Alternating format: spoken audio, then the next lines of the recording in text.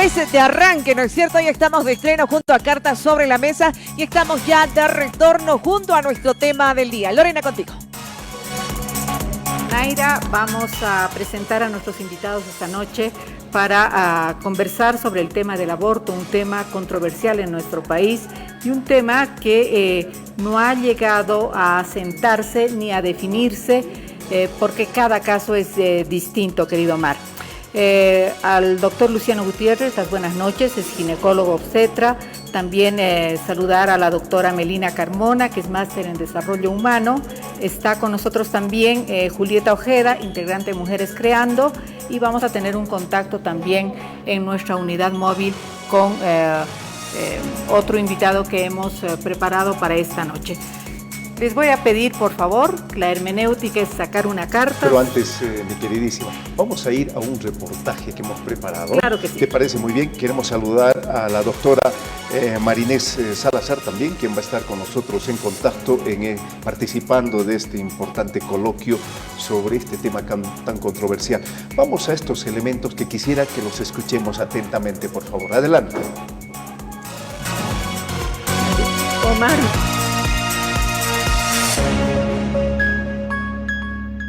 El caso de la menor de 11 años que resultó embarazada producto de la violación del padre de su padrastro colocó nuevamente en el debate el aborto en Bolivia. El impacto social es de indignación, molestia, solidaridad y opiniones encontradas entre la posición de la Iglesia y grupos pro vida que afirman que el aborto es un delito y el dilema sobre los límites para este tipo de prácticas que la ley autoriza cuando ha existido una violación. El Código Penal sobre el aborto establece que es un delito, ¿no? Hay diferentes tipos de aborto, aborto impune, son diferentes formas de tipos penales que existen, que están regulados, que consiste específicamente en dar fin a una gestación dentro de los límites de meses que se tiene. El aborto es permitido en Bolivia cuando la gestación es producto de una violación y existe la aceptación de la mujer, además de una orden judicial. Esto ha sido modulado por sentencias constitucionales a partir de que las mismas, que en caso de que una persona sea sujeto de un acto de violación, etcétera, pueda interrumpir el nacimiento de un bebé, la procreación de un bebé, siempre y cuando sea asistido por un médico y obviamente haga su denuncia ante el Ministerio Público, quien vela por la sociedad en su conjunto. En Bolivia, el aborto aún es penalizado, puesto que solamente es permitido en los casos señalados. Para que la mujer pueda solicitar el aborto, se le pide contar con una orden judicial emitida por un juez, la misma que muchas veces tarda en salir o nunca sale. En caso de ser emitida posteriormente, esta debe ser presentada al médico. Sin embargo, se ha visto que pese a la existencia de la orden judicial, el profesional médico decide no practicar el aborto indicando razones de objeción de conciencia. La interrupción del embarazo contradice la ética profesional médica. Un ser vivo es cuando se une el espermatozoide y el óvulo. Eso ya es un ser vivo.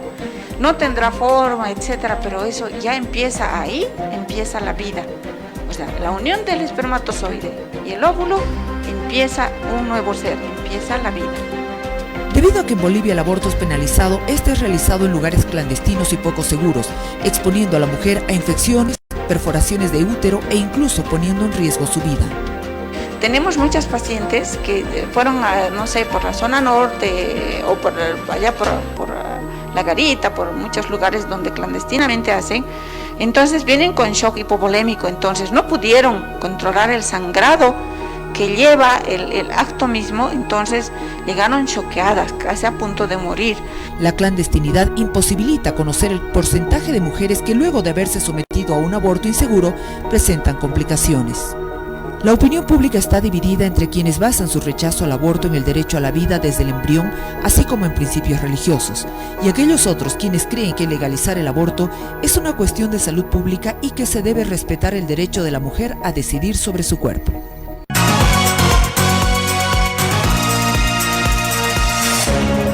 Y continuamos con este análisis importante. Muchísimas gracias. Llevar adelante este conversatorio ha sido complicado para quien les habla, en la perspectiva de tratar de entender si el tema del aborto era un problema ético, era un problema de principios, era un problema de valores, era un problema de moral o era un problema biológico. Pero claro, tiene estas componentes, pero además seguramente tiene otras dimensionalidades más. Tenemos una metodología, Lorena. Tenemos una metodología que las vamos a implementar, pero antes decirles también un apunte importante: el tema del aborto no es solamente un problema de las mujeres, es un problema de la sociedad. Doctor, usted que está a mi lado, saque una de las cartas para comenzar las preguntas y poder iniciar este diálogo que tenemos. ¿Está Bolivia preparada para la legalización del aborto? Creo que no está preparada y particularmente pienso que no se debería legalizar el aborto. Como médico, ustedes se deben imaginar cómo yo me siento cuando tengo que decirle a una paciente de que su bebito ha muerto, que está muerto. ¿Cómo sufre esa mujer? Porque no olvidemos que de 10 parejas que van al consultorio aquí en Estados Unidos, en Chile, 2, o sea el 20%, terminan con un aborto espontáneo. Evidentemente, si vamos a legalizar el aborto, estuviéramos preparados aquí en Bolivia para hacer, yo particularmente no lo haría, porque respeto la vida. El momento que se une el espermatozoide, que tiene vida, que es una célula, que es microscópica, con el óvulo, ahí empieza a formarse el embrión. Y cuando ya llega al útero y lo vemos por ecografía, estamos viendo ya un embarazo de 6 semanas y ya tiene corazoncito, que ya late.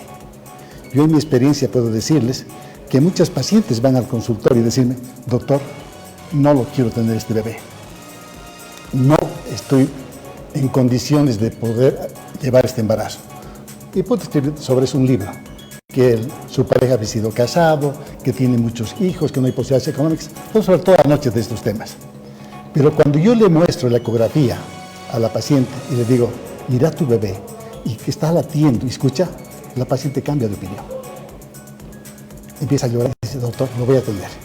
Pasa el tiempo, me encuentro en la calle con la señora y me dice: mire doctor, mi bebé, que yo no quería atender, y mire esta belleza de bebé que tengo, mire qué lindo. Y que me queda darle un beso, y la paciente muy agradecida. Entonces yo considero no al aborto. Julieta, ¿qué criterio te mereces? Mira, yo estoy, bueno, primero darle un saludo a ustedes, a los conductores de este programa y a toda la audiencia. Sé que este es un nuevo programa, interesante, importante debatir este tema después de los hechos que hemos vivido esta última época respecto a la niña de 11 años. Yo estoy plenamente de acuerdo con la legalización del aborto, ¿no? Creo que no es una cuestión moral el decidir sobre la legalización del aborto, sino más bien creo que es un tema de salud pública. Mientras exista morbilidad de las mujeres, morbilidad materna de las mujeres, se dice en un informe del 2017 que el 13% de la morbilidad materna es a causa de abortos, ¿no? Entonces, en ese sentido, es necesario tomar en cuenta estos aspectos y decir y recalcar que el tema del aborto es un tema de salud pública y que no es una disquisición moral. Para eso los médicos tienen una cláusula dentro de lo que es el protocolo, ¿no?, que se ha aprobado el 2014, el 206-2014, donde ellos pueden hacer objeción de conciencia a nivel individual, pero a nivel institucional no lo pueden hacer. Bien, le vamos a preguntar a la doctora Melina Carmona. Melina, Naciones Unidas califica de tortura la posibilidad de que una niña de 11 años, que aparentemente no está tampoco con el cuerpo desarrollado lo suficientemente, pueda tener un bebé. ¿Qué dices? Bueno, me gustó la primera pregunta, si estamos preparados o no para el aborto. Como sociedad. Creo que yo cambiaría la pregunta y me preguntaría, ¿necesitamos el aborto legal en Bolivia? O sea, ¿nos va a solucionar y nos va a mejorar el nivel de salud de las mujeres bolivianas? Si nosotros nos fijamos las fichas, el índice que ha dado correcto, 13% causa de mortalidad materna en Bolivia. 2 cositas solamente. La primera, tenemos un índice de mortalidad materna uno de los más altos de América. 2, estamos hablando del 13%. ¿Qué pasa con el resto? 87% de mortalidad materna. ¿Por qué nos concentramos en el 13% y no en el 87%? ¿Sabes cuándo más mueren las mujeres? Cuando dan a luz. El parto es el momento más peligroso para las mujeres en este país. Yo diría que es un peligro para una mujer ir a dar a luz en nuestro país. Primero, que la mayoría no lo dan en un centro hospitalario, lo hacen en su casa. Entonces, ¿por qué no miramos a profundidad el problema de nuestra mortalidad materna? Es un problema central. Es alarmante las cifras que tenemos. ¿Será que si nosotros como país no estamos en condiciones de ofrecer un servicio que no ponga en riesgo la vida de nuestras mujeres porque simplemente van a dar a luz? ¿Estaremos listos para implementar el quitarle a su bebé del vientre materno sin hacerle daño? Y con respecto a la tortura, creo que está muy sesgada esa declaración y creo que la gestación es un proceso fisiológico y no es un proceso patológico. ¿Qué es la patología en una situación de embarazo? Un aborto espontáneo. Esa es una patología, es una afectación, no solamente la salud física de la mujer, sino también la salud emocional de las mujeres. Hay una comunicación materno-infantil durante toda la gestación y la mujer tiene en su cuerpo células de todos los hijos que ha gestado. Tiene un lazo y un nexo biológico con cada hijo que ha tenido en su vientre. Arrancarlo es romper todas las barreras naturales de protección. Y no solamente físicamente, sino también romper y alterar esos lazos que se llaman esa comunicación que me lleva a mí a proteger la vida del niño. Es el sentimiento de apego, de protección natural, no solamente del ser humano, sino de los animales. Entonces, ¿cómo podemos pensar que una mujer puede destruir sus mecanismos de protección biológica, perder a un bebé, como bien decía el doctor Luciano, y estar indiferente? Hay consecuencias, no solamente físicas, sino emocionales. ¿Necesita Bolivia someter a las mujeres a este tipo de situaciones? ¿O no más bien necesitamos nosotros mejorar nuestro sistema de salud? Muy bien, sí, a propósito, estamos también en contacto con la doctora Marinés Salazar, ya está con nosotros a través del Zoom. Marinés, muchísimas gracias por la gentileza. La pregunta era si nuestro país está preparado para legalizar el aborto. ¿Cuál es tu criterio? Bueno, buenas noches a todas, a todos. Felicidades por el nuevo programa. Creo que es importante pensar que nuestro país no está preparado. Sin embargo, vale la pena pensar cuándo nos vamos a preparar. Esta pregunta de si estamos preparados viene hace más de 10 años y realmente no podemos seguir usándola como excusa para limitar el ejercicio de derechos de las personas y especialmente de las mujeres. Cuando estamos hablando de aborto, es importante que nuestra comunidad sepa que el aborto impune viene desde 1972. No es algo que recién esté apareciendo en nuestras leyes, pero que la sentencia constitucional 206 ha planteado con claridad que una mujer en situación de violación, incesto, estupro, riesgo de vida y de salud o incompatibilidad con la vida puede decidir sin una orden judicial sobre la interrupción legal del embarazo. Y esto es importante manifestarlo, porque de lo contrario seguiremos usando como excusa la idea de que tenemos una Bolivia que no está preparada. El doctor Luciano, quien está formando parte del panel, sabe que cuando la vida de una mujer está en riesgo, son los médicos quienes ayudan u optan por impulsar a la decisión de la interrupción de un embarazo cuando hay riesgo de salud y de vida. pero al mismo tiempo sabemos que cuando hay una vida en riesgo, es decir, la vida de una mujer, también tenemos este respaldo judicial. Creo que es muy importante plantear esto, querido Omar. Muy bien, gracias Marinés, un saludo cariñoso, hace tiempo que no conversamos, pero un saludo cariñoso para ti. Vamos a, en todo esto que nuevamente ha nacido en el debate público, el caso de la niña en Santa Cruz, se ha visto la posición de la Iglesia, no digo de las iglesias porque se ha visto claramente en este tema la posición de la Iglesia Católica. Vamos a ver qué es lo que dicen ellos.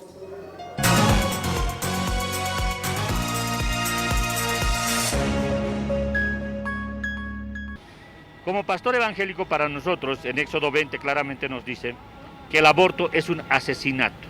La interrupción, sea legal o ilegal, del embarazo es un asesinato.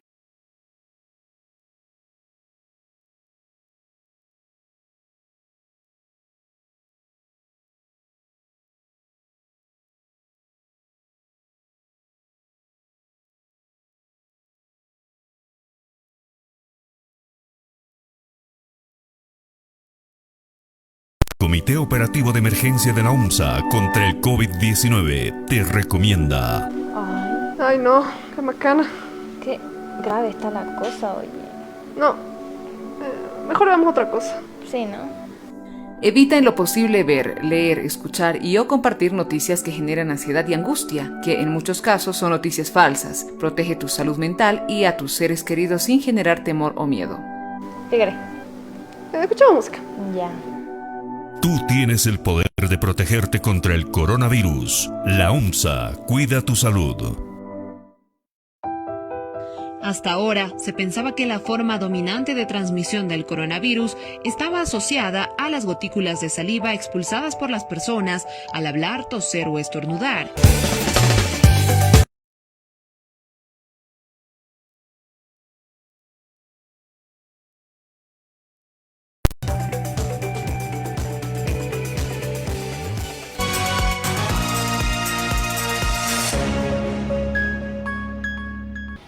Como pastor evangélico, para nosotros, en Éxodo 20 claramente nos dice que el aborto es un asesinato. La interrupción, sea legal o ilegal, del embarazo es un asesinato. No podemos permitir que hoy puedan sacar leyes, así como lo han querido sacar con el Código del Sistema Penal, en el artículo 153, las ampliaciones de las causales del aborto. Las ampliaciones de las causales del aborto por ser pobre, por ser estudiante o por tener más de 4 o 5 hijos, que eran ampliaciones irrecibles, ¿no? Porque por ser pobre uno puede abortar, por ser estudiante uno puede abortar, no daban una edad específica y hoy está nuevamente en discusión. Claramente la vida no se discute. Nosotros hemos puesto y hemos solicitado que se haga una consulta nacional, si la población nacional está de acuerdo en asesinar a nuestros niños en el vientre materno, que se haga una consulta nacional si evidentemente estamos preparados, si las iglesias, tanto evangélicas como católicas, hemos predicado el verdadero evangelio, de que el asesinato, de que el aborto es un asesinato.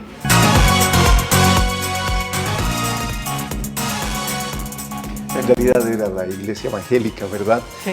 Aunque la posición no muy distante de la iglesia católica también. Tenemos más ejes todavía. Doctora, le invitamos a que pueda ayudarnos con una otra carta sobre la mesa. Permítanos, por favor. Muchísimas gracias. Pero mientras ves la pregunta, sí, yo quiero hacer eco lo que dice la doctora, de que ¿cuáles son las causas realmente por que se mueren las mujeres en Bolivia? La hipertensión, las hemorragias y las infecciones.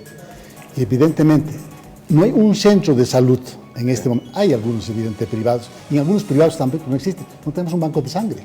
Nos enfrentamos a una placenta previa, por ejemplo, necesitamos sangre. En ese momento no tenemos. Los hospitales no tienen bancos de sangre. Eso para contar referente a la hemorragia. Porque no olvidemos que el embarazo ectópico, cuando el embarazo está localizado fuera de la trompa uterina y la paciente está tomando analgésicos, calmantes y no acude al médico y explota y hace un hemoperitoneo, esa paciente hay que operar de emergencia. Entonces, pero a veces no nos encontramos con sangre. Por lo tanto, la primera recomendación sería, y lo hago siempre, En este gobierno, los anteriores, he tenido la suerte de atender esposas de ministros, de Estado. Por favor, tenemos que mejorar la salud, tenemos que mejorar los hospitales. Es decir, admite de que es un tema de política pública también. Sí, pero tenemos que mejorar los hospitales. Una cosa que hincapié. Sí. No es que el aborto es un procedimiento completamente seguro. Sí. Que es una vitamina que se va a hacer, señora, vamos al quirófano, se hace un legrado. Tengo pacientes. Como primera causa de esterilidad, que no se pueden embarazar, abortos. Número 1. Hacemos inequis uterinos y vemos a consecuencia de que han tenido abortos espontáneos, es decir, no estoy hablando del aborto provocado. Sí. Tengo pacientes que por haberse sido sometidas a un legrado uterino han perdido el útero. Y no me estoy inventando. ¿Qué estamos haciendo ahora con esas pacientes que son jóvenes, que han perdido el útero, no tienen más menstruaciones? Entonces, y quieren ser mamás, quieren tener hijos. Tenemos que recurrir a un alquiler de útero, a un útero subrogado. Terrible la situación. ¿Puedo responder a eso? Porque él ha tomado la palabra. Cuando se habla de hemorragias, también una de las causas de las hemorragias puede ser una mala práctica de un aborto, ¿no? Entonces, ahí están incluidos también abortos clandestinos que pueden traer como consecuencia una hemorragia, ¿no? Porque él cita como una de las causas de la morbilidad materna la hemorragia, ¿no? Y por el otro lado, si una mujer queda estéril, también puede ser por una mala práctica de un aborto. O sea, no es necesariamente porque se ha realizado un aborto. Ahí hay que ser precisa. Julieta, yo no creo que ninguna mujer de verdad quiera un aborto. Eso sí que Yo tampoco. Ninguna definitivamente. Mujer. Quisiera que me hables un poco de la incidencia que tienen las violaciones a menores en el país. Lo que pasa es que hay una cultura de la violación en esta sociedad. Y la violación a las niñas es recurrente, es una práctica sistemática dentro de nuestra sociedad.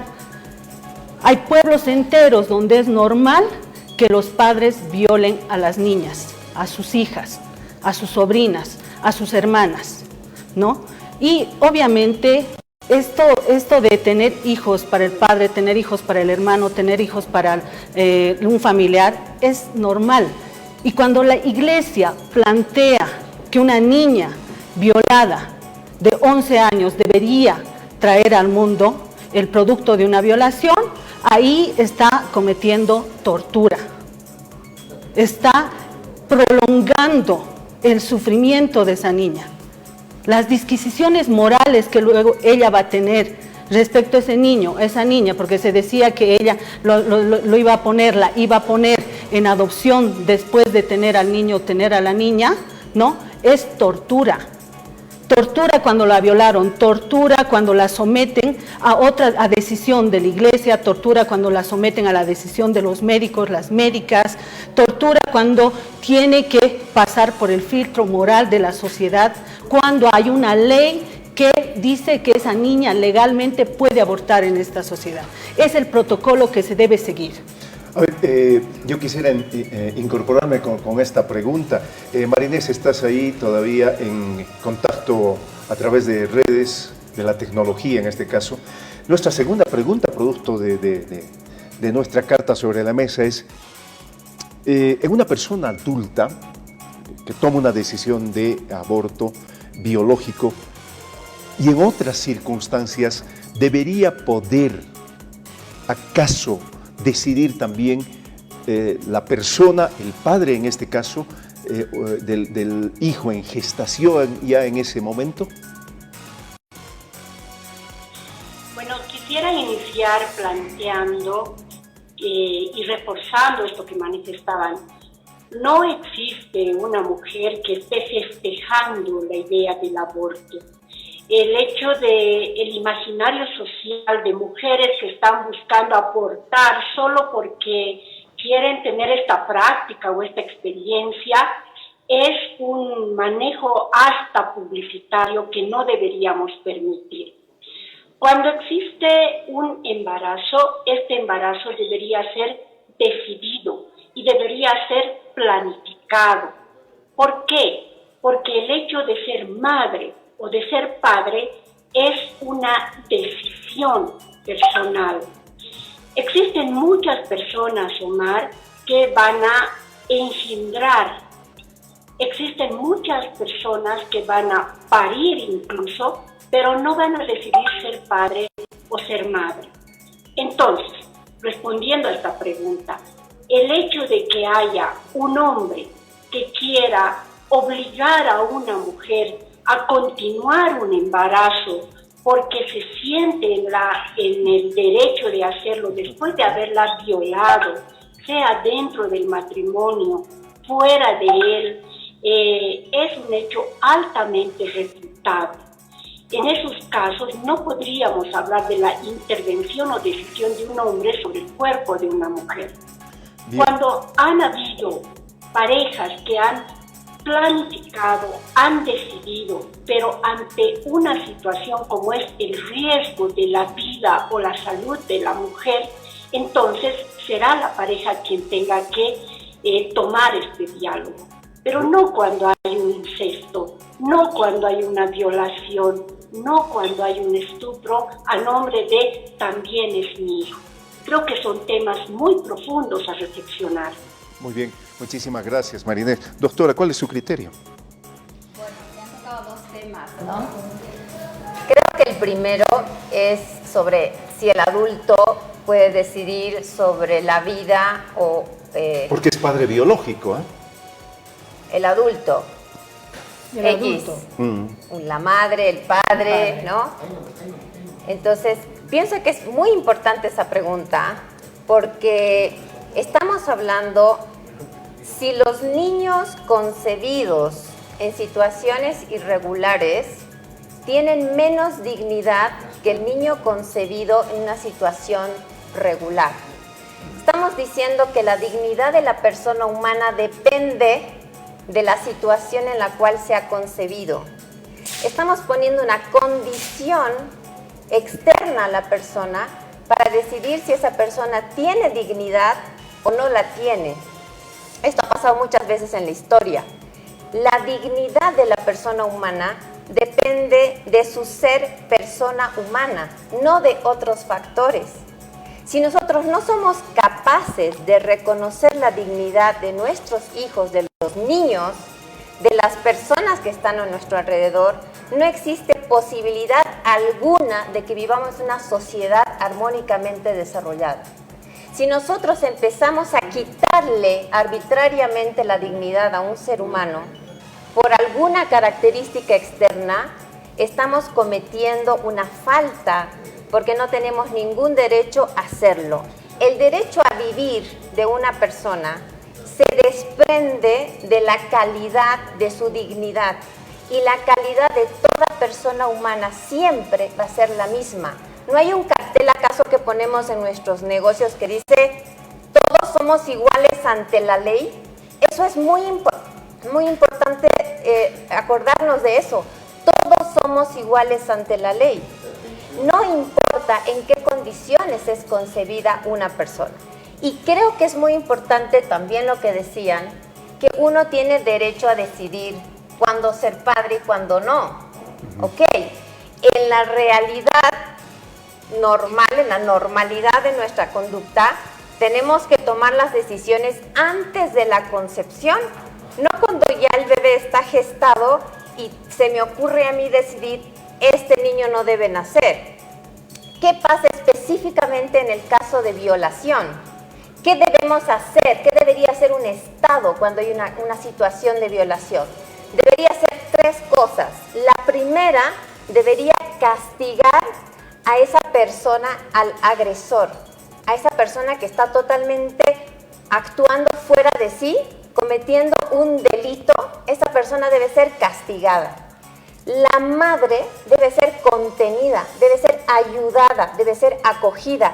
Y al niño se le debe preservar su vida, porque ese niño es una víctima, es la segunda víctima de una violación.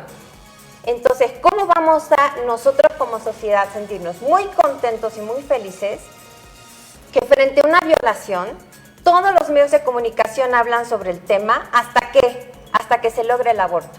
Después después de que el niño murió, el problema se solucionó. No, señores, no solucionamos ningún problema matando al bebé, porque él es inocente, él no ha hecho nada. El problema es la violación.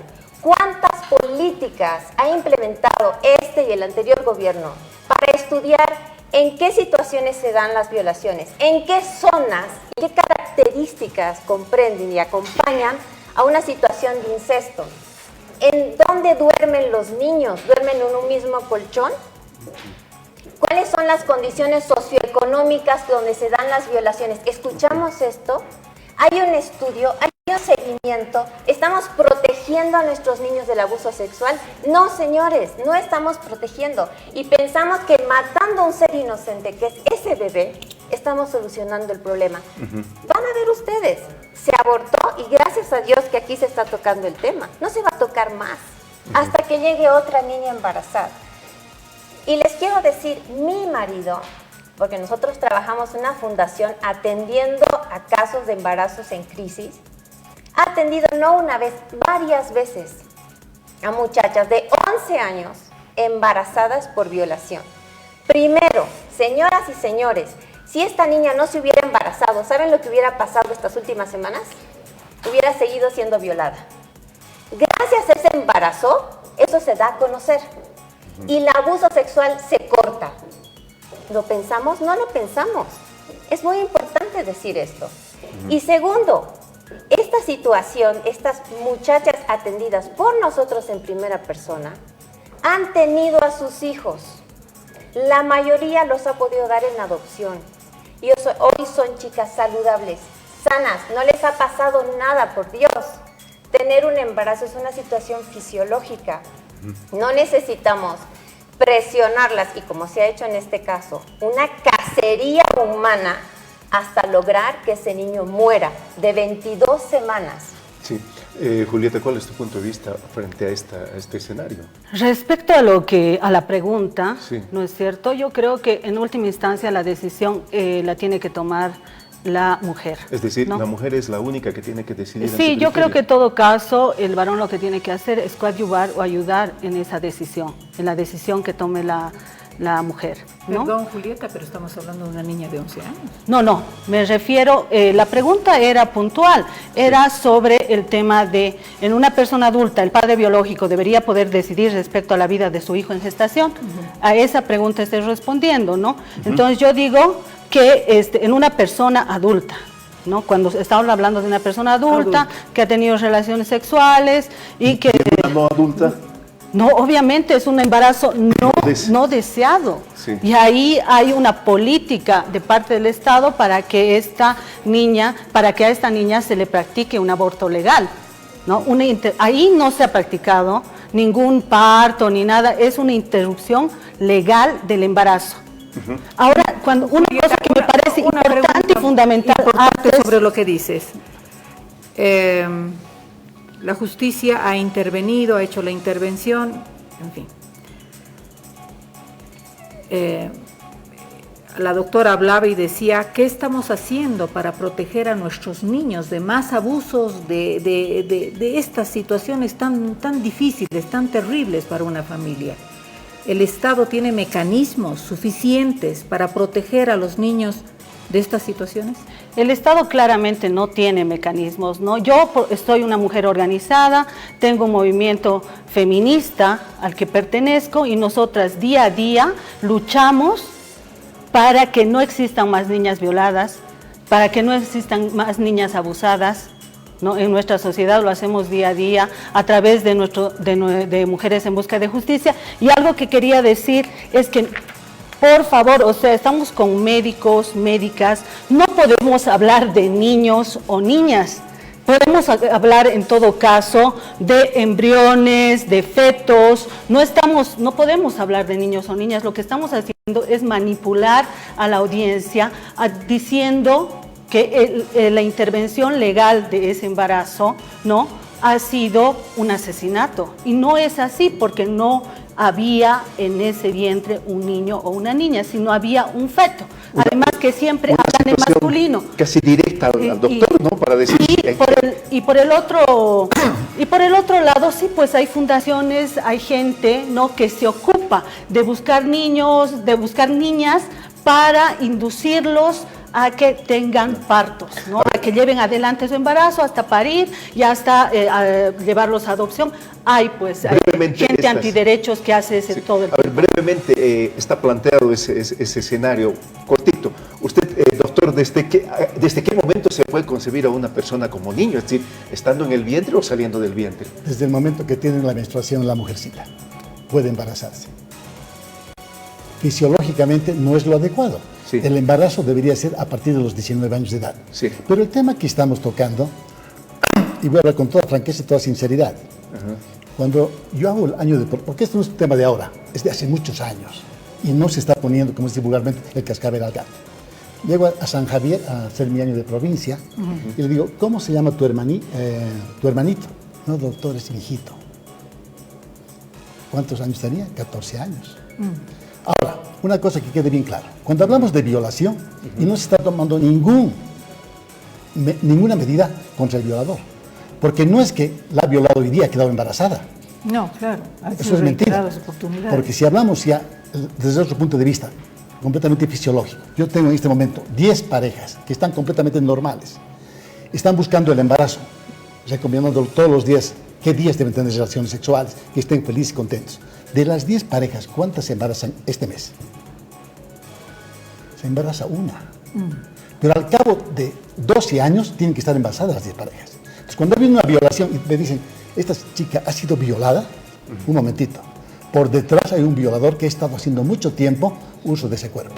Por lo tanto, una medida que es muy importante es tomar medidas contra el violador.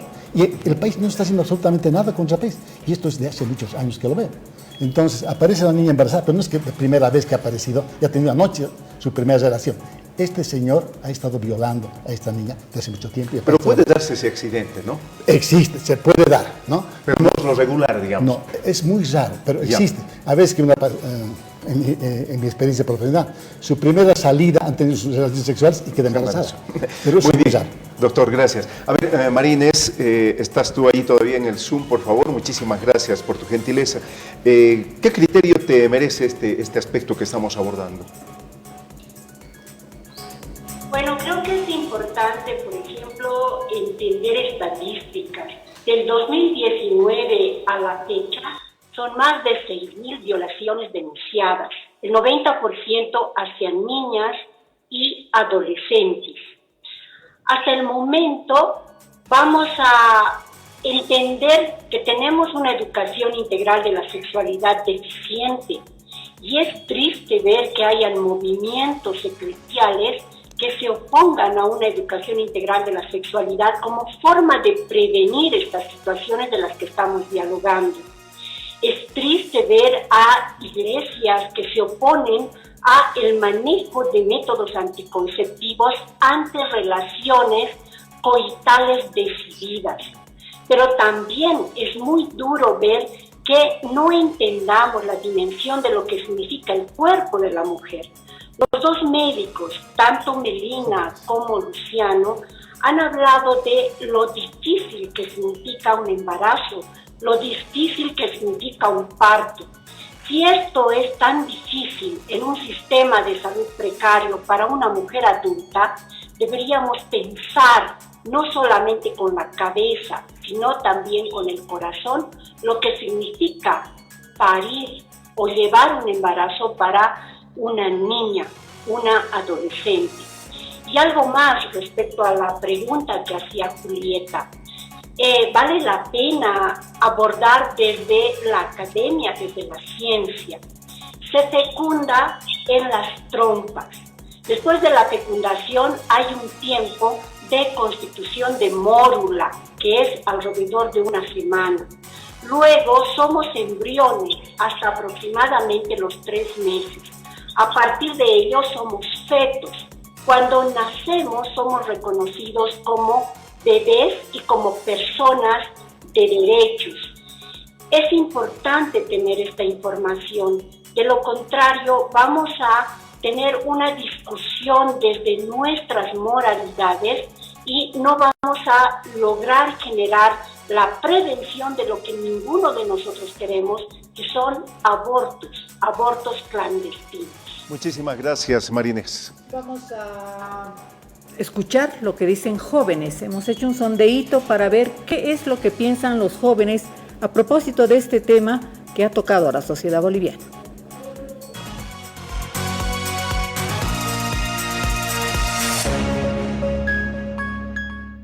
Bueno, considerando el tema del aborto, creo que se deben tomar varios aspectos, ya que pues no se puede tampoco obligar a nadie a tener a un niño. Entonces, en ciertas situaciones sí se debería reconsiderar. Referido a lo del aborto, yo lo considero algo ilegal, pero para las personas que han sufrido agresión sexual por parte de familia o por parte de personas desconocidas, yo opino que debería haber una ley. El aborto, bueno, yo no estoy de acuerdo porque el derecho a la vida no puede ser coartada con eso porque es atentar contra una vida, ¿no? A mi perspectiva, el aborto sí se debería permitir en casos extremos como de la niña, de una violación. El aborto sí debería ser permitido y no debería ser tanto un tema de la iglesia o del qué dirán de las personas.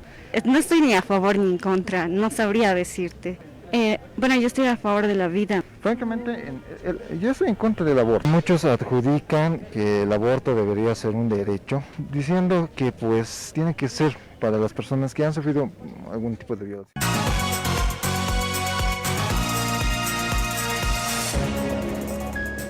Hay varias opiniones de los jóvenes, indistintas, no concretas. Julieta, hemos hablado de varias aristas de este tema, nos tomaría mucho más tiempo el profundizar más. Sin embargo, yo te quiero preguntar, ¿y los derechos de la niña? ¿Y los derechos de tener una niñez como todas las niñas? De no tener esa responsabilidad de tener ese niño. ¿Cómo lo ves? Eso es lo que yo planteo como algo fundamental. Esa niña, en vez de estar siendo violada, ¿no?, por su abuelastro, debería estar jugando, debería estar soñando, debería estar pensando en un futuro mejor para ella, y está teniendo que además soportar, ¿no?, ya se le ha practicado la ILE, pero se le ha puesto en esa disquisición de que ella tenía que llevar adelante su embarazo hasta el 9º mes, y no es cierto.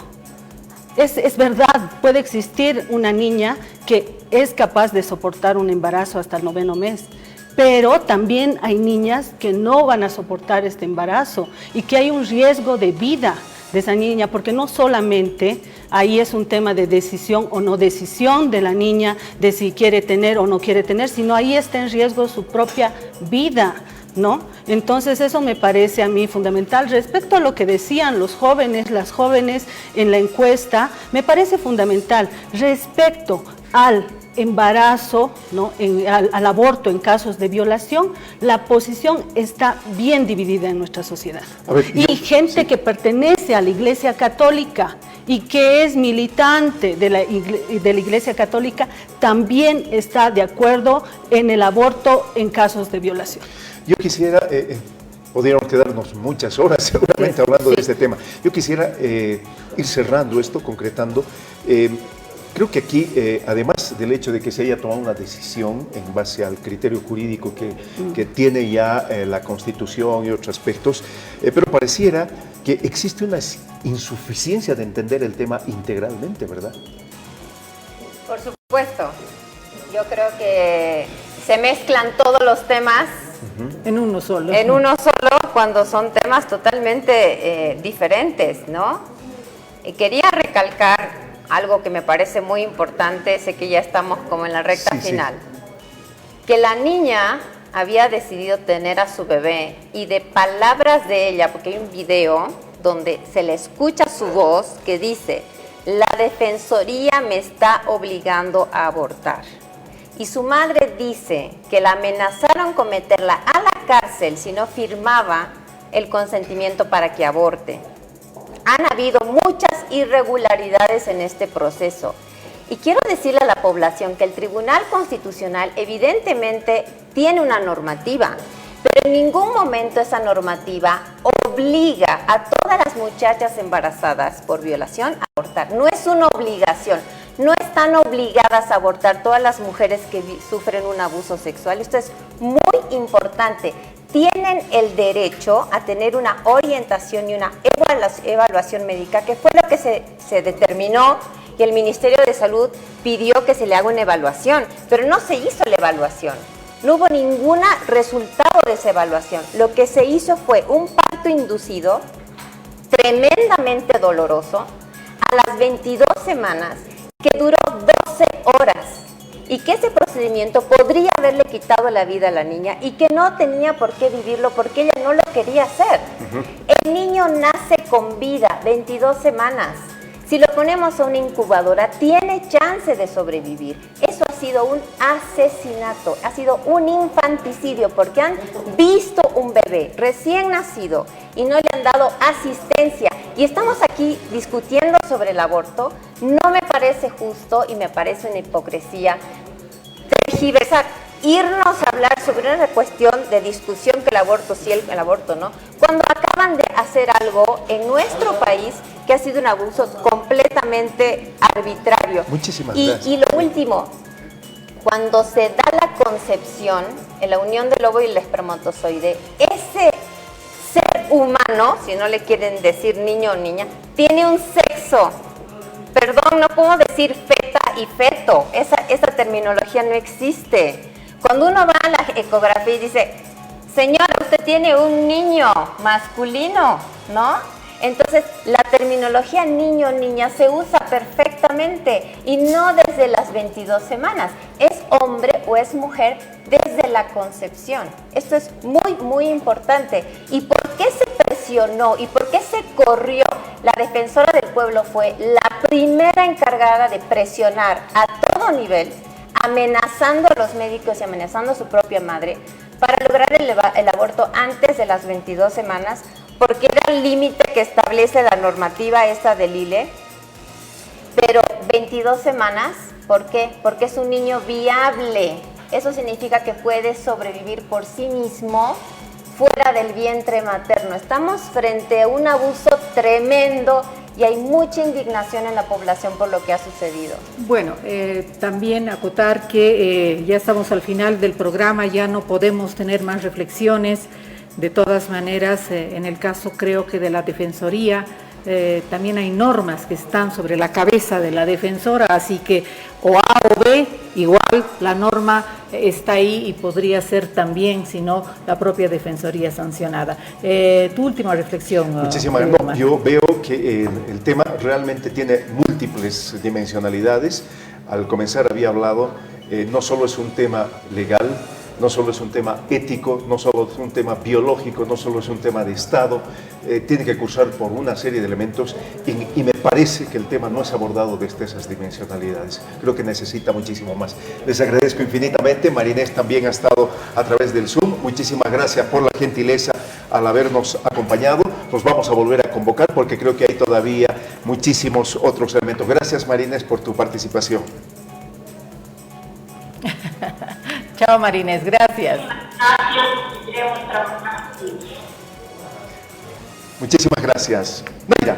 Gracias, Omar, y a ustedes, amigos, por acompañarnos. A continuación, pues nosotros les dejamos con la evaluación, ¿no es cierto? Ustedes seguramente han debido instalar también el debate allí en sus hogares, donde nos vienen acompañando. Estamos sobre las 21.